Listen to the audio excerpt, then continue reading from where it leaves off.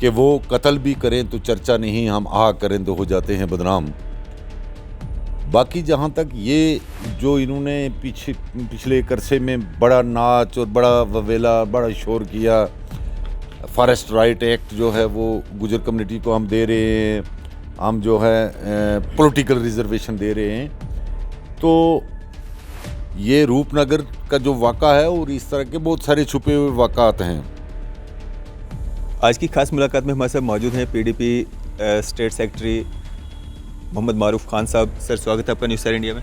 शुक्रिया, बहुत बहुत शुक्रिया। मारूफ साहब, अगर बात करें हम, जिस तरह से डिलिमिटेशन रिपोर्ट जो है काफ़ी गर्माता जा रहा है मुद्दा, हर जगह पे अपोजिशन जो है वो की जा रही है। हालांकि भारतीय जनता पार्टी के कुछ लोग थे, उनके द्वारा भी जो है भारतीय जनता पार्टी के ऑफिस के बाहर जो है प्रोटेस्ट किया गया सुचेतगढ़ सीट को लेके। तो कैसे देखते हैं इस सारे को और क्या कुछ बदलाव जो है वो देखने को मिलेंगे? देखिए, ये डिलिमिटेशन कमीशन ने एक अजीब तमाशा किया है और हर जगह किया है, और मैं ये समझता हूँ कि इतना अनाड़ीपन किया है कि कोई एक जगह कहीं सुख से होती, कोई इनके इस कदम को कोई वेलकम करता। तो अब जब जम्मू में भी ये हर जगह हम शोर सुनते हैं, कल वो उसका सुंदरबनी का चल रहा था, तो वो गालिब का शेर मुझे जो है वो याद आया कि दिल खुश हुआ मस्जिद वीरां को देख के, खुदा का खाना भी ख़राब है मेरे घर की तरह। कल वहाँ जम्मू कश्मीर बीजेपी के जो सदर हैं उनके ख़िलाफ़ नारे लग रहे थे, तो मैंने सोचा कि जो दूसरे के लिए खाई खोदता है वो खुद गिरता है। तो ये मैं ये समझता हूँ कि ये डिलिमिटेशन नहीं बल्कि ये तबाही की गई है। अब पूरी स्टेट का आपके पास वो सारा जो है वो आता है हिसाब, उसको डिस्कस क्या करें। किसी जगह भी जो है इन्होंने इंसाफ़ी, असूली और नॉर्म्स के मुताबिक जो है वो नहीं किया है। उस सारे को सबसे पहले मैं कंडेम्ड करते हुए आपको पुंछ के हवाले से ही बात करूं। जी।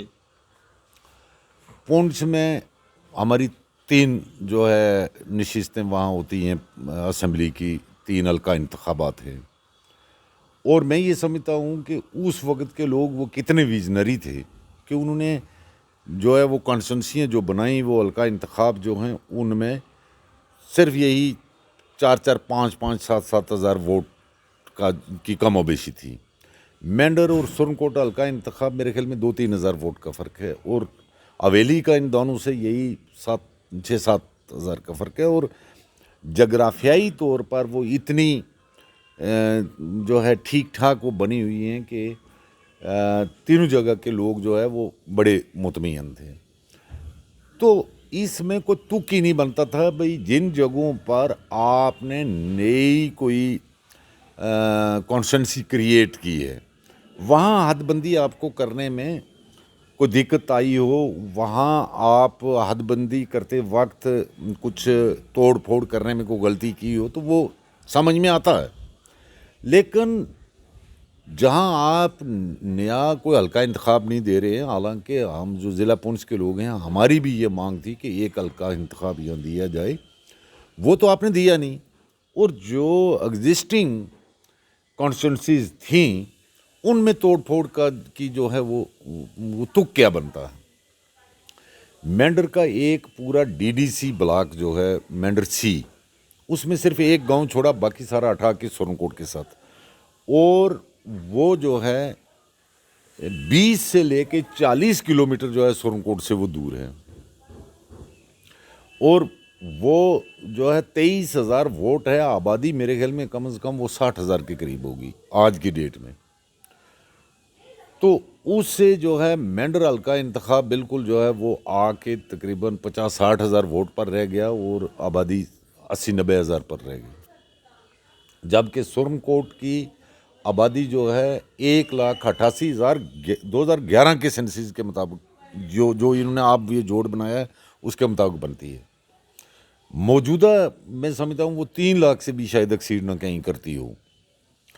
तो ये जो है बिल्कुल कोई नॉर्म्स, कोई मंसूबा, कोई तरीक़ाकार, कोई असूली कोई बात नहीं की गई। भाई जिस जगह आप तोड़ फोड़ करते हो, ये मैं जर्नल कहूँगा, वहाँ के लोगों को भी एतमाद में लो, वहाँ जाओ, विजिट करो, अपने आंखों से ये देखो कि कौन सा इलाका किसके साथ लगने में लोगों को राहत पहुंचानी है ना, सज़ा नहीं देनी है। हाँ, अगर आपका मकसद जो है वो सज़ा देनी है तो फिर तो ठीक है। अगर राहत के लिए ये डिलिमिटेशन कमीशन जो है बनाया गया और वो काम कर रहा है, तो हर जगह जहाँ भी किसी एक हल्का इंतखाब से कोई इलाका दूसरे के साथ लगाना था, तो उसके लिए वहाँ जाके विज़िट करके उसकी तमाम हदूद अरबा उसका देख के, उसकी जगराफियाई अप्रोच सारी देख के, फिर लोगों उससे भी पूछना था कि वो क्या चाहते हैं। तो ऐसा किया नहीं गया, और ये बिल्कुल एक अनाड़ी ढंग से, जैसे किसी आदमी के हाथ में पहली बार कैंची दे के उसको बैठा दो कि आपको पेंट कोट तैयार करना है, और उसके आगे डाल दो एक बड़ा थान, और वो जहाँ से जिस तरह चाहे उसका कुतर कतर जो है वो करके दे। ये तो हुआ है। मैं समझता हूँ कि या तो ये बददियांती है इलेक्शन कमीशन, ये इसकी डिलिमिटेशन कमीशन की, या उन्हें बीजेपी की हदायत ये थी, तो या मैं ये समझता हूँ कि अनाड़ीपन है कि उन्हें ये इस जिम्मेदारी का पता ही नहीं कि ये कैसे निभानी है। मरूफ साहब, अगर बात करें हम जिस तरह से जो सीटें रिज़र्व की गई हैं, खासकर 5 सीटें जो हैं और रजौरी पुंछ जो हैं वहाँ पे की गई हैं, तो कैसे देखते हैं इसको? क्या इससे गुज्जर बकरवाल कम्युनिटी के जम्मू कश्मीर के रहने वाले लोग हैं, सब गुज्जर बकरवालों को इसका फ़ायदा मिलेगा? देखिए, जहाँ तक इसका मैं समझता हूँ कि असूल ये होना चाहिए कि जिस जगह गुजर बकरवाल या दीगर जो एसटी कम्युनिटीज़ हैं उनकी आबादी है, और वो आबादी होने के बावजूद वो कंटेस्ट करके ओपन में वो नहीं जीत सकते, उस तबके को वहाँ पॉलिटिकली एम्पावर करने के लिए वो सीटें जो है आइडेंटिफाई करके वो करनी चाहिए थी। जहाँ तक ये जो की गई है, इनमें मैं ये समझता हूँ ख़ासतौर पर पुंछ राजौरी में जो पाँच की गई हैं, ये 5 की 5 कभी वहाँ से एसटी का कोई आदमी गुजर बकरवाल तो बेचारे किसी को मौका ही नहीं दिया गया, लेकिन गुजर लोग जो है कभी हारे कभी जीते। तो ये मैं समझता हूँ कि उनकी भी आंखें बांधी गई हैं इसमें। और दूसरी तरफ से एक ही लाइन में पांचों की पांचों आप जो है वो कॉन्स्टिट्यूंसीज को रिजर्व कर रहे हैं। दूसरा डिस्ट्रिक्ट नहीं था जहाँ पे तो हो सकती थी? एक तो जो मैं ये समझता हूँ कि एसटी वालों के साथ ये ज्यादती की गई कि जहाँ उनको वो डिजर्व करते थे, जहाँ उनको अपलिफ्ट पॉलिटिकली करने के लिए मौका देना चाहिए था, वो इग्नोर किए गए।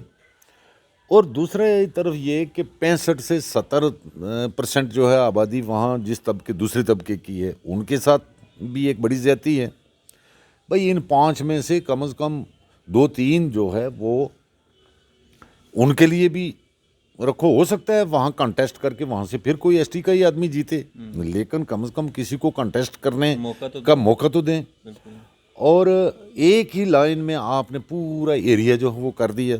मुझे उससे ये नहीं कि मैं कोई नफ़रत की बुनियाद पर कहता हूँ, लेकिन ये है कि ये असूली तौर पर ठीक नहीं हुआ है। इसी तरह यहाँ जम्मू में एसीज की जो की गई हैं रिज़र्व, वो भी एक ही लाइन में। मैं ये समझता हूँ कि अगर होश से इंसाफ को मद्देनज़र रखते हुए किसी असूल के तहत डिलिमिटेशन कमीशन जो है ये रिजर्वेशन देती, तो कम से कम एक डिस्ट्रिक्ट से एक जो है वो सीट रिज़र्व करनी चाहिए थी। रोटेशन में सेकंड टाइम दूसरी आ जाती, तीसरी बार तीसरी आ जाती।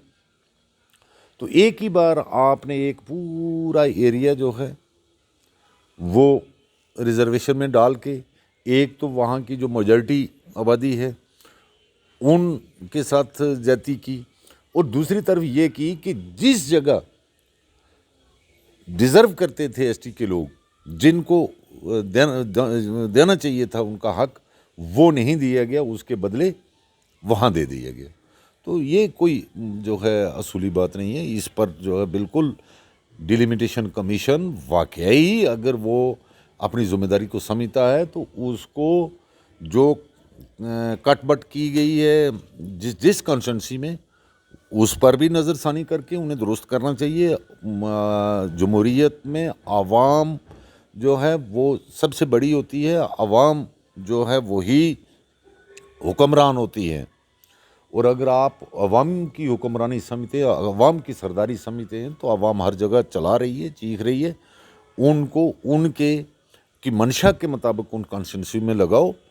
और दूसरा ये है कि ये जो रिजर्वेशन आपने जिन जिन सीटों पर दी है, मैं जो है पॉइंट्स की ABC करके तीनों में से ये नहीं कहता कि कौन सी आप रखें, लेकिन कम अज़ कम पहले तो दो, नहीं तो एक तो कम अज़ कम एक जो है वहाँ से आज़ाद करो। और किसी दूसरी जगह जहाँ ST के लोग आज तक वहाँ आबादी होते हुए आगे नहीं आ सके, उनको वो दो मौका दो। मौलवी साहब, अगर बात करें हम भारतीय जनता पार्टी की, भारतीय जनता पार्टी का ये इल्ज़ाम है कि पिछले 70 सालों में जो है ST कम्युनिटी के साथ कहीं ना कहीं ज़्यादतियाँ होती आ रही थी, और भारतीय जनता पार्टी के आने के बाद जो है फॉरेस्ट राइट एक्ट लाया गया। भारतीय जनता पार्टी ही एक वाहिद पार्टी है जो ST कम्युनिटी की हितैषी है। तो अगर हम रूपनगर जो है इशू की बात करें, काफ़ी जो है उसका कम्युनल रंग देने की भी कोशिश की गई कुछ लोगों के द्वारा। काफ़ी उस पे इल्ज़ामात भी लगे, पॉलिटिकल मंच जो है उसको कहा गया। काफ़ी दिनों से वो हड़ताल पे, लगभग 40 दिन होने को हैं और वो लगातार हड़ताल पे हैं। तो आपके भी एक नेता पे जो है इल्ज़ाम लगे कि वो उनके एक बयान से जो है उसको कम्युनल रंग देने की कोशिश की गई। क्या समझते हैं आप, क्या उस रूपनगर इशू को अगर भारतीय जनता पार्टी जिस तरह से वो डिमांड कर रहे हैं कि 26 कनाल जगह हमें अलाट कर दी जाए, अगर 26 कनाल जगह उनको अलाटमेंट कर दी जाती है, क्या भारतीय जनता को उसका फ़ायदा होगा? या उनको अगर वहाँ से उठा दिया जाता है, उनको वहाँ से उठा के कहीं दूसरी जगह जो है अलाटमेंट की जाती है, नहीं भी की जाती है, क्या उससे उनको कोई नुकसान होगा?